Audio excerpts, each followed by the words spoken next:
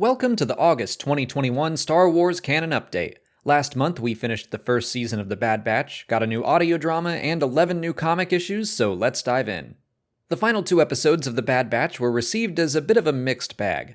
Crosshair lured the Batch back to Camino, where he revealed that his chip had been removed sometime prior. Then the Empire destroyed the cloning facilities, but the Batch was able to escape thanks to the help of AZ-3, who thankfully survived. Return to Camino was one of the best episodes of the season. Camino Lost was fine. I think the finale would have been better received if the two episodes were combined, but honestly, it's no big deal. I thought the season as a whole was very good, and I'm glad we'll be getting more next year. Not to mention Mount Tantus is a thing again, which could have some major implications, but I won't get ahead of myself, and I've already talked about all that. So let's jump into the High Republic with the latest audio drama, Tempest Runner by Cavan Scott. It just came out, so I won't get into plot spoilers, and I'll just say that it was fine. I'm not super into the audio drama format. I'm a much more visual person. I find it so much easier to focus when I'm reading or watching a story. I also wasn't desperate to learn more about Lorna D, but my friends who are really into the audio dramas seem to like Tempest Runner a lot, so if you loved Dooku Jedi Lost or Dr. Aphra, this is another story very similar to those. I'm looking forward to hopefully reading the script down the line. But if you're interested in Tempest Runner, you can check it out on Audible for free by clicking on the link in the description or by visiting www.audibletrial.com/Star Wars Explained. Jumping over to the comics, The High Republic issue 8 caught us up to the end of the Rising Storm in an exciting and surprising way. The Jedi and the Hutts attack the Drengir homeworld of Mulita and are able to put the Great Progenitor back into stasis, effectively ending the Drengir threat to the galaxy. Of course, they're setting themselves up for problems down the road by deciding to keep the Progenitor in a vault on Starlight Beacon, but for now I'll just let them have their victory, because once they win, they immediately learn that the Republic fair was attacked by the Nile. I'm glad to see the Drengir are done with, at least for now, and just the idea that writing in this era isn't afraid to let threats rise and fall fairly quickly.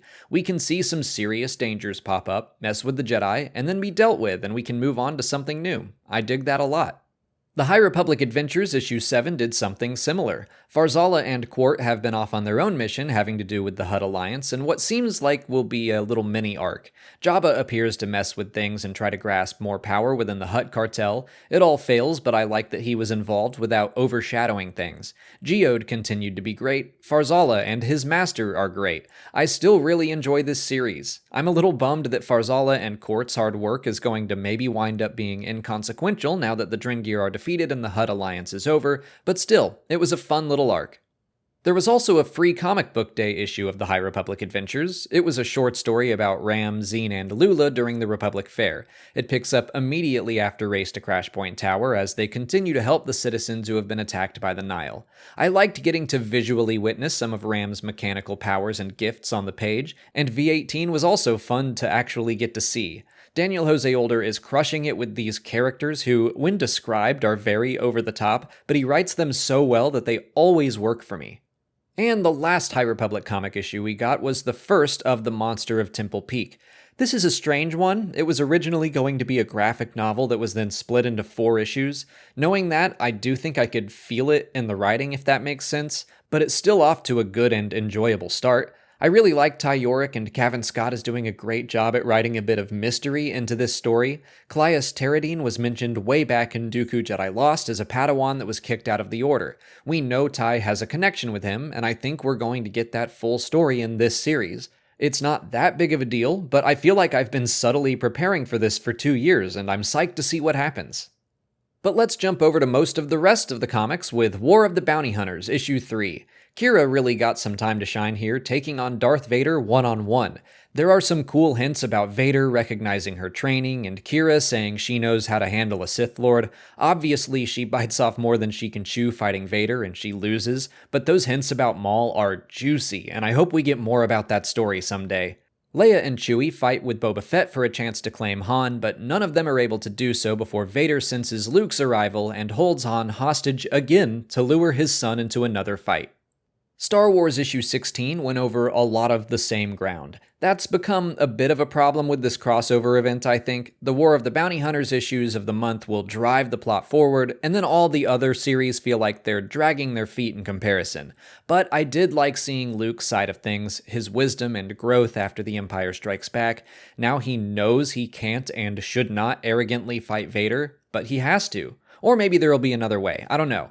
I liked everything with Luke, but the other half of the story was basically what we had already read in War of the Bounty Hunters issue 3. Darth Vader issue 15 flashed back to before everything else going on. We get to see Vader do some Palpatine-style manipulation and puppet mastering, so that was fun, but the story focuses on Ochi of Bestoon.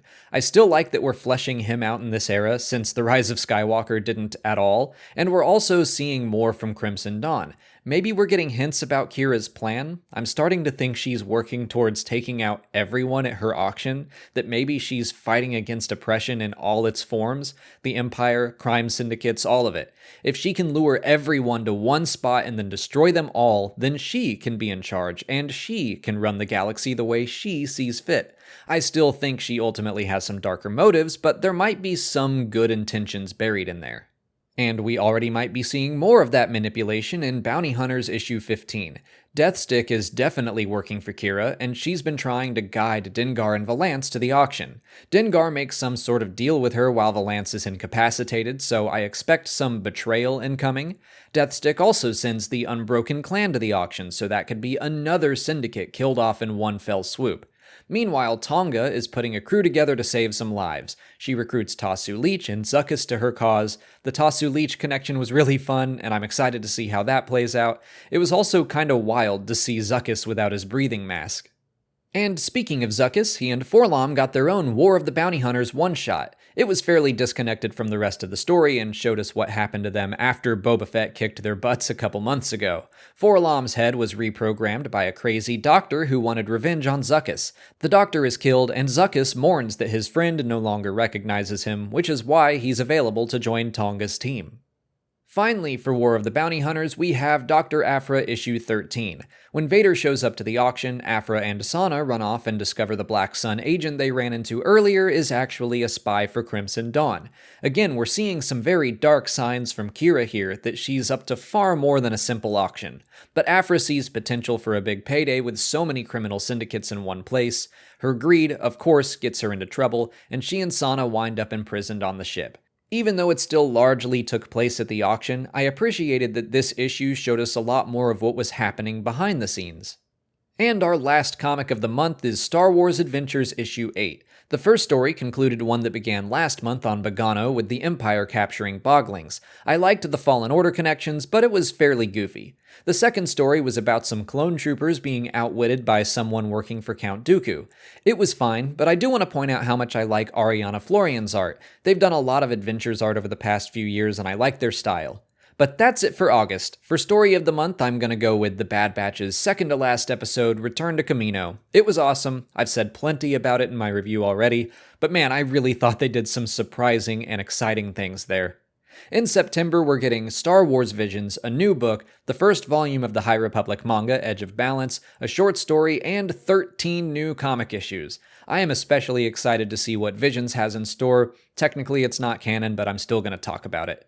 The Canon update will return on October 1st to cover all of those news stories. If you haven't already, please like this video, subscribe to the channel to keep up with all those stories as they come out, follow us on Twitter, Instagram, and Facebook, and consider checking out our Patreon page for even more content like comic reactions, and we'll definitely do some extra stuff for Visions. As always, thanks for watching, and may the Force be with you.